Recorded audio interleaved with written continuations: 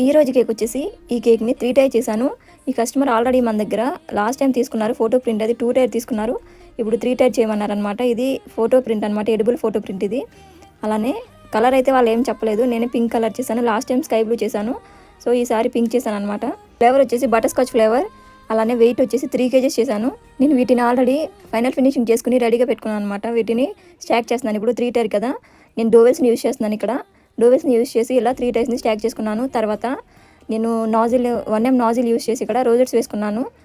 ఇక్కడ photo print పెట్టిన తర్వాత దీనిపైన నేను కొంచెం షైనింగ్గా కనిపించడానికి జెల్ని కూడా యూజ్ చేశాను, న్యూట్రల్ జెల్. ఇదంతా అయిపోయిన తర్వాత ఇక్కడ 1M నాజిల్తో ఇక్కడ నా రోజెట్స్ అయితే వేసుకున్నాను. తర్వాత బార్డర్ కూడా వేసుకుని స్ప్రింకిల్స్ వేసుకున్నాను. తర్వాత పాప కదా, కొంచెం అట్రాక్టివ్గా ఉండాలని ఒక 2 బటర్ఫ్లైస్ని అయితే ప్లేస్ చేసుకున్నాను. కేక్ ఫైనల్ లుక్ వచ్చేసి ఇది. మీకు ఎలా అనిపించిందో కామెంట్ చేయండి.